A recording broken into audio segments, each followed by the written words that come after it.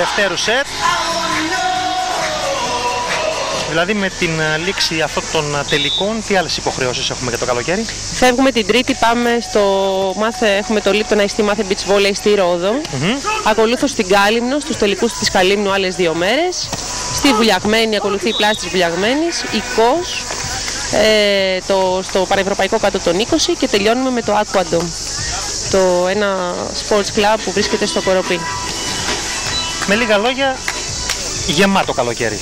Για την υπάρχει ένα πολύ έτσι, αυτό το διάστημα περιμένω, 10 με 20 Αυγούστου που θα κάνω τις πρώτες μου διακοπές μετά από 12 χρόνια, τις καλοκαιρινές και πάντως η αλήθεια είναι πραγματικά θα ξεκουραστείς. Ναι. Πάντως η αλήθεια είναι ότι όσα μέρη στην Ελλάδα, στη χώρα μας δεν επισκέφθηκες με το beach volley, σε επισκέπτεσαι τώρα. Ναι, νιώθω πολύ τυχερή που πηγαίνω και βλέπω έτσι διάφορα μέρη στην Ελλάδα. Είχα καταντήσει να με λένε τουριστικό οδηγό για τον υπόλοιπο κόσμο και όχι για την Ελλάδα. Έτσι.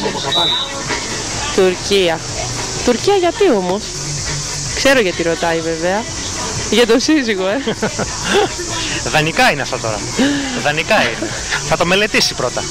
Θα το μελετήσω, γιατί ζητάει και την άδειά μου κάποιες φορές, οπότε... 3-0 για την ομάδα του Κογκαλίδη και του Ρεζκ, οι οποίοι δείχνουν εντελώς διαφορετικό πρόσωπο, αγωνιστικό πρόσωπο από ότι στο πρώτο σετ.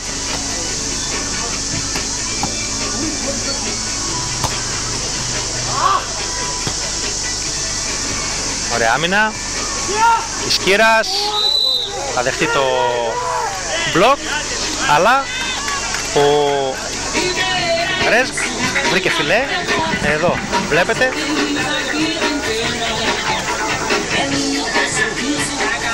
Δεν ήταν και τόσο διαφωτιστικό σε αυτό το πλάνο, αλλά διαγυμνού οφθαλμού. Δεν υπήρχαν και διαμαρτυρίες από την ομάδα με τις μαύρες εμφανίσεις. Ωραία άμυνα.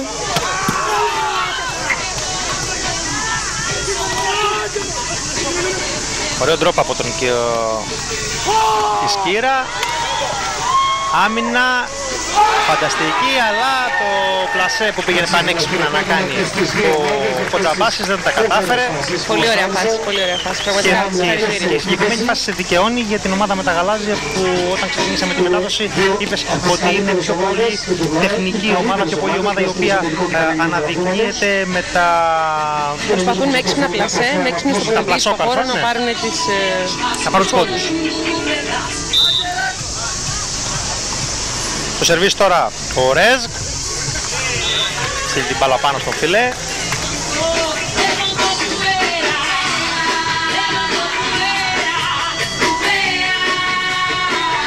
Πώς προτιμούσες να αγωνίζεσαι, με γυαλιά ή χωρίς γυαλιά? Ξεκίνησα χωρίς γυαλιά, χωρίς καπέλο, χωρίς αντιλιακά, χωρίς τίποτα. Και κατέληξες συνθήκες ήταν με όλα αυτά τόσο δύσκολες που κατέληξα να τα φοράω όλα στο τέλος. Όλα, Ναι. Πώς μπορείς να προστατευτείς όταν είσαι αθλητής beach volley, γιατί έχω την ευκαιρία να παρακολουθώ κορμιά τα οποία είναι κατάμαυρα.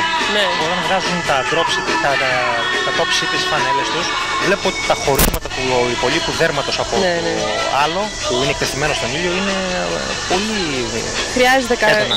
Και τώρα με αυτές τις συνθήκες του περιβάλλοντος κτλ. Σίγουρα καπέλο, γυαλιά, πολύ αντιλιακό, πολύ νερό για σωστή ενυδάτωση. Χρηστικές πληροφορίες από τη Βάσο Καραντάσου. Ωραίες άμυνες, ωραίο παιχνίδι για τις δύο ομάδες, με τον Αντώνη τον Κισκύρα μέχρι στιγμής να αποδεικνύεται σε φυσιογνωμία για την ομάδα του. Πολύ ωραία φάση και αυτή. Πολύ ωραία φάση. Θέαμα υψηλών προδιαγραφών.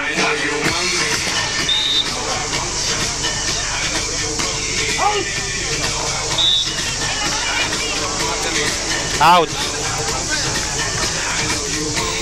Σερβίς.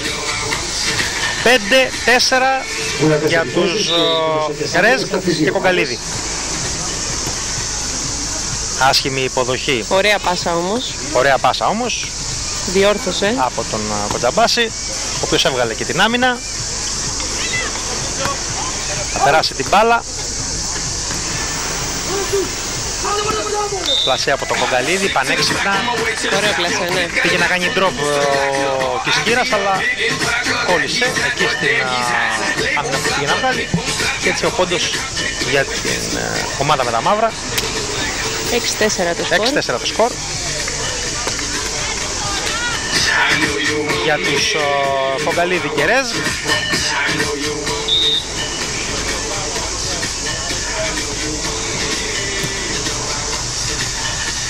Ωραίο πλασέ, πολύ ωραίο πλασέ, δεύτερη μπάλα. Και ένα έξοχο μικρό, 6-5.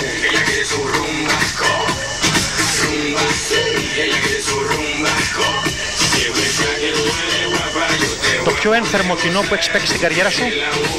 Το ελληνικό. Το ελληνικό, Να υποθέσω Ολυμπιακούς αγώνες. Ολυμπιακοί αγώνες, Ξυλόκαστρο, Ρόδος. Εντάξει, είναι ιστορικά μέρη για μένα αυτά.